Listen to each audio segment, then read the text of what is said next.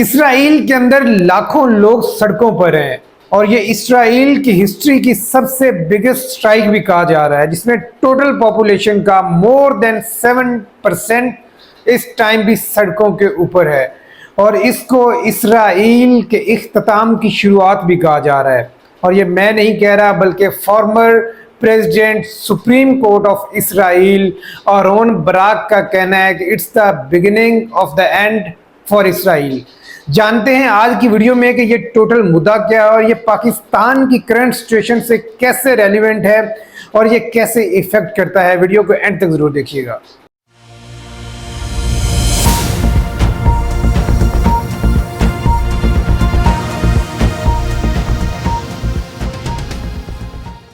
अस्सलाम वालेकुम, this is Awais साकी और आप देख रहे हैं स्पीक्स लाउड। हक बोलो, सच बोलो और डट कर बोलो। अगर आप चैनल पर न्यू हैं और वीडियो को पहली बार देख रहे हैं तो चैनल को सब्सक्राइब करें, बेल आइकन प्रेस करें, हमारी फैमिली का हिस्सा बन जाएं ताकि आने वाली वीडियोस आप तक पहुंचती रहें। आते हैं आज के टॉपिक की तरफ कि इसराइल के अंदर क्या हो रहा है, जो बहुत सारे कंट्रीज के अंदर होने वाली कंस्पिरेसीज के पीछे होता है। आज उसके अपने मुल्क के अंदर more than 7% of total population जो है वो सड़कों के ऊपर है। इसराइल के अंदर जुडिशरी को पावर्स को ख़त्म करने की एक कोशिश की जा रही है, जिसके अंदर सुप्रीम कोर्ट को सिर्फ एक कठपुतली बनाने की कोशिश की जा रही है और इसके अगेंस्ट उनकी सारी अवाम सड़कों के ऊपर है। कहानी की शुरुआत होती है 11 जनवरी 2023 से, जब जुडिशियल रिफॉर्म्स बिल पार्लियामेंट के अंदर पेश किया जाता है और ये बिल उनके जस्टिस मिनिस्टर पेश करते हैं, जिनका ताल्लुक भी हुकूमती पार्टी से है, लिक्विड से, और ये वहाँ के जो है वो प्राइम मिनिस्टर बेंजामिन नेतन्याहू के राइट हैंड समझे जाते हैं। इस बिल को समझने से पहले वहाँ का हमें पार्लियामेंट और डेमोक्रेटिक स्ट्रक्चर समझना जरूरी है। अगर हम पाकिस्तान की बात करते हैं तो यहाँ पर दो हाउसेज हैं, जिसे हम अपर हाउस लोअर हाउस कहते हैं, जिसे सेनेट और नेशनल असेंबली का नाम दिया जाता है, और इस सिस्टम को बाई कैमरल स्ट्रक्चर कहते हैं। इसी तरीके से अगर हम बात करें इसराइल की तो वहाँ पर सिर्फ एक लेजिस्लेटिव असेंबली है, जिसे हम यूनिकैमरल स्ट्रक्चर कह सकते हैं, और उनकी इस असेंबली का नाम कनेसेंट है। अब कनेसेंट के अगर मेंबरान की बात करें तो इसके टोटल 120 मेंबरान है, जिनको वहाँ की आवाम इलेक्ट करती है। और यहाँ पर इसका जो है वो फंडा बड़ा ही सिंपल है, जिसके पास मेजॉरिटी वोट्स होंगे यानी 61 वोट्स होंगे, उस पार्टी का प्राइम मिनिस्टर होगा और वो हुकूमत करेगी। अगर हम इसराइल की हिस्ट्री की बात करें तो 1949 से लेके आज तक इसराइल की हिस्ट्री के अंदर कोई भी सिंगल पार्टी हुकूमत नहीं बना सकी। हमेशा जितनी भी गवर्नमेंट्स वहां पे बनी हैं वो कोलिशन गवर्नमेंट्स बनी है और मुख्तलिफ पार्टियों ने मिलकर गवर्नमेंट बनाई है। डेमोक्रेटिक सिस्टम होता है वो 4 चीजों पे बेस कर रहा होता है। हमें डेमोक्रेसी के 4 पिलर्स आपने पढ़े होंगे। सबसे पहले जो होता है legislative, then executive, then judiciary और देन फ्री मीडिया। अगर हम इसको इसराइल के पर्सपेक्टिव में बात करें तो वहां पर लेजिस्लेटिव सिस्टम तो मौजूद है, लेकिन एग्जीक्यूटिव सिस्टम की पावर्स ऑलरेडी बहुत ज्यादा स्कैटर्ड है और उनके पास पावर्स कम है। इस टाइम के अंदर वहां की जुडिशरी के पास पावर्स होना बहुत जरूरी है। अगर हम और बात करें इसराइल की तो वहां पे इस टाइम कोई भी कॉन्स्टिट्यूशन एग्जिस्ट नहीं करता है ना। इंटरेस्टिंग बात, इसराइल जैसा मुल्क विदाउट कॉन्स्टिट्यूशन काम कर रहा है, जिसका अपना कोई आइन नहीं है। जी हाँ दोस्तों, वहां पे कोई आइन नहीं है, लेकिन वहां पे उनका एक बेसिक सेट ऑफ रूल्स है, जिसके अंदर 13 उनके रूल्स आते हैं जो उनकी ऑफिशियल वेबसाइट्स पर भी दिए गए हैं, और उनका सिस्टम इन रूल्स के तहत काम करता है। जब उन्होंने इस मुल्क की बुनियाद रखी तो उन्होंने कहा कि अभी हम बेसिक रूल्स के तहत चलाएंगे और आगे जाके कॉन्स्टिट्यूशन बनाएंगे, जो आज तक बन नहीं सका।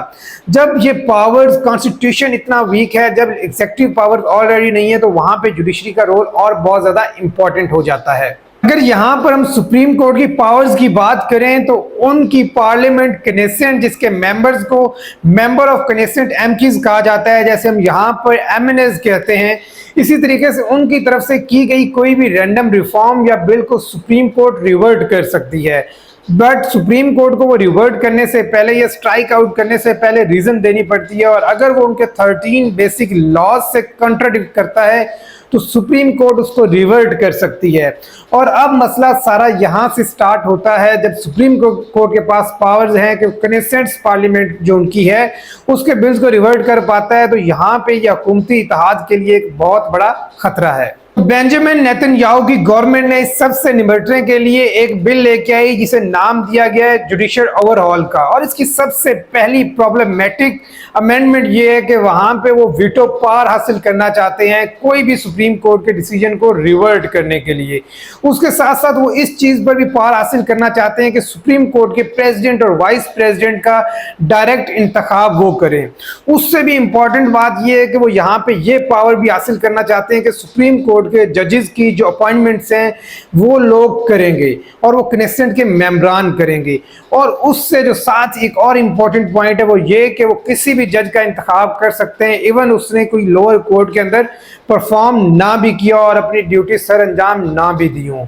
ये वाकया ही वहां की सुप्रीम कोर्ट को सिर्फ एक कठपुतली इदारा बनाने की एक और कोशिश है। अगर हम सुप्रीम कोर्ट के करंट रोल की बात करें तो यहाँ पर सुप्रीम कोर्ट के जजेस can be appointed by the election judicial committee which is consisted on 9 members. अब यहाँ पर ये उनको 11 मेंबर्स पे कन्वर्ट करना चाह रहे हैं जिसके अंदर 3 मिनिस्टर्स होंगे यानी डायरेक्ट की हुकूमत के लोग, 3 मेंबर्स होंगे कनेसेंट के और 2 जो हैं वो जनरल पब्लिक में से रिप्रेजेंटेटिव होंगे जिनको बनाएंगे जस्टिस मिनिस्टर, और 3 जजेस होंगे जिसमें सुप्रीम कोर्ट के चीफ जस्टिस भी उसका पार्ट होंगे। अगर आप इसको देखें तो 7 लोग जो हैं वो हुकूमत की तरफ से आते हैं यानी कि वो इजीली कंट्रोल कर सकते हैं कि किसको अपॉइंट करना है और किसको नहीं अपॉइंट करना, और वो डायरेक्टली वहां पे अपना असर व रसूख बना सकते हैं। और ये वाकई सुप्रीम कोर्ट को दबाने का एक बहुत ही बड़ा तरीकाकार है और एक बहुत बड़ी वारदात है। और उसके साथ साथ जो नेक्स्ट चीज उन्होंने की कि सुप्रीम कोर्ट कनेसेंट का कोई भी डिसीजन तब तक रिवर्ट नहीं कर सकती जब तक उसके 15 मेंबरान पूरे नहीं होंगे। इसका मतलब यह है कि 15 मेंबरान में से जजेस में से अगर एक भी कम है किसी वजह से तो वो कोई भी डिसीजन नहीं दे सकती। उससे आगे की बात, अगर आपने 15 मेंबरान पूरे कर लिए और कोई डिसीजन दे भी दिया तो उसके बाद भी कनेसेंट के पास पावर होगी कि उस डिसीजन को रिवर्ट कर दें, यानी कि सुप्रीम कोर्ट के हाथों में आपने कुछ नहीं छोड़ा।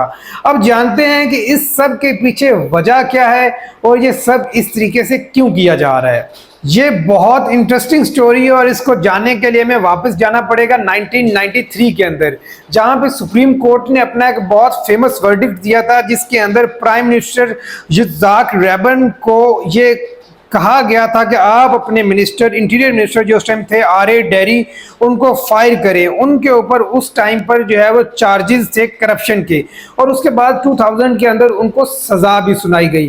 3 साल की सजा थी लेकिन वो 22 महीने के बाद ही कैद से बाहर आ गए क्योंकि उनका बिहेवियर अच्छा रहा। 2011 के अंदर वो वापस पॉलिटिक्स के अंदर अपनी एंट्री करते हैं और फिर 2022 के अंदर उनके ऊपर दोबारा जो है वो टैक्स इन्वेजन के चार्जेस बनते हैं। लेकिन नवंबर 2022 के अंदर ही वो इलेक्शन लड़कर दोबारा पार्लियामेंट का हिस्सा बन जाते हैं और वो एक्सट्रीम राइट विंग पार्टी से आए हैं और आकर जो है वो इसका हिस्सा बनते हैं और उनकी पार्टी 11 सीटें जीती है, जिसके बाद वो हुकूमत का पार्ट बनते हैं और इस टाइम पर वो 2 मिनिस्ट्रीज को चला रहे हैं। मैंने आपको शुरू में बताया कि ये केस शुरू होता है 11 जनवरी 2023 में, लेकिन इससे एक हफ्ता पहले वेडनेसडे के दिन वहां पे उनके जो जस्टिस मिनिस्टर है वो एक प्रेस कॉन्फ्रेंस करते हैं और वो बताते हैं कि बहुत कुछ होने जा रहा है। और उससे वेरी नेक्स्ट डे यानी थर्सडे को वहां पे केस की हियरिंग होती है और केस ये होता है कि जो दहरी है उसको मिनिस्ट्री से दोबारा से निकाला जाए, और बाद में सुप्रीम कोर्ट उस पर अपना वर्डिक्ट भी देती है। 18 जनवरी को उसको दोबारा से प्राइम मिनिस्टर को ये सिफारिश की जाती है कि उसको वहां से मिनिस्ट्री से और उसके ऑफिस से निकाल दिया जाए। और अगर हम मजीद इसके अंदर बात करें, इनकी पार्टी के अंदर और इस टाइम हुकूमत के अंदर बहुत सारे लोग ऐसे हैं जो एक्सट्रीम राइट विंग से आए हैं। कुछ लोग जो वहां पे जो पार्टी टेररिस्ट पार्टी के कहकर बैन कर दी गई थी यूके, यूएस और इसराइल की तरफ से, लाइक के कच पार्टी, उनके लोग भी इस टाइम हुकूमत का हिस्सा हैं और उनको टेररिस्ट ऑर्गेनाइजेशन कहा गया था। लेकिन हम बात करें फर्दर, इस टाइम पे जो उनके ऑपोजिशन लीडर हैं और फॉर्मर प्रेसिडेंट हैं याइर लैपिड, उनका कहना है कि ये गैंग ऑफ क्रिमिनल्स है। और इसको आप रिलेट कर सकते हैं पाकिस्तान की सिचुएशन के साथ कि जिस तरीके से आज भी पाकिस्तान तहरीक इंसाफ के चेयरमैन ये बात कर रहे हैं कि गैंग ऑफ क्रिमिनल्स जो इस टाइम हुकूमत के अंदर बैठे हैं, जिनके ऊपर 24 अरब की फर्द जुर्म आयद होनी थी एक दिन पहले और नेक्स्ट डे उनको वजारत आला मिल जाती है। जरदारी को आप देखें, शहबाज शरीफ को आप देखें और उनके अंदर इसाक डार को आप देखें, बहुत सीरियस किस्म के चार्जेस को वो फेस कर रहे हैं।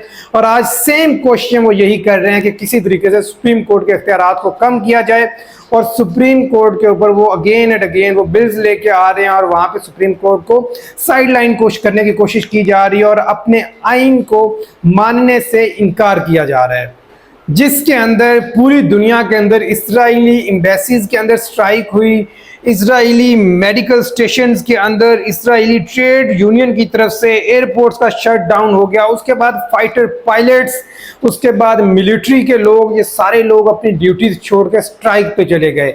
इसराइल को अपना नेशनल एयरलाइन शट डाउन करनी पड़ी जस्ट कॉज ऑफ वो उसके उड़ाने के लिए पायलट नहीं थे।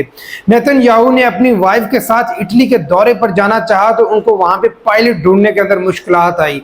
जब वो इटली पहुंचे तो वहां पर उनको जेविश ट्रांसलेटर नहीं मिला कि उनकी वो ट्रांसलेशन कर सके, क्योंकि सारे लोगों ने बाइकआउट कर दिया। जब इतना मैसिव बाइकआउट हुआ, 6.5 लाख से ज्यादा लोग सड़कों पे थे। यहाँ पे ये बताना जरूरी है कि इसराइल की टोटल पॉपुलेशन 90 लाख है और जब 6 लाख लोग सड़कों पे थे तो ये 7% से ज्यादा बनता है। और उन्होंने जब सड़कों पर आए तो फिर इसराइली गवर्नमेंट को फॉर द सम टाइम उन्होंने इस डिसीजन को वापस लिया। अभी भी कुछ लोग सड़कों पे और उनका ये कहना है कि जब तक इसको परमानेंटली इस जो है वो मूवमेंट को वापस नहीं लिया जाता तब तक वो लोग सड़कों पे रहेंगे। अब आगे देखते हैं कि क्या होता है, क्या वाकई इसराइल के अंदर सुप्रीम कोर्ट को कठपुतली बना के रख दिया जाता है या सुप्रीम कोर्ट अपनी उसी पार्ट के साथ काम करती रहती है। और दूसरी तरफ जिस तरह मैंने शुरू में बात की कि पाकिस्तान के अंदर भी हालात उसी तरीके से चल रहे हैं। हमें देखना होगा कि आने वाले दिनों के अंदर पाकिस्तान के अंदर सुप्रीम कोर्ट किस तरीके से काम करती है और सुप्रीम कोर्ट के साथ हमारी ये कठपुतली हुकूमत और ये जो गैंग ऑफ क्रिमिनल्स है ये क्या सलूक करते हैं। अगर आज की आपको हमारी वीडियो पसंद आई है तो चैनल को सब्सक्राइब करें, लाइक करें, कमेंट करें, हमारी इस फैमिली का हिस्सा बन जाएं ताकि आने वाली वीडियोस आप तक पहुंचती रहें। अपना बहुत सारा ख्याल रखिएगा। अल्लाह हाफिज़।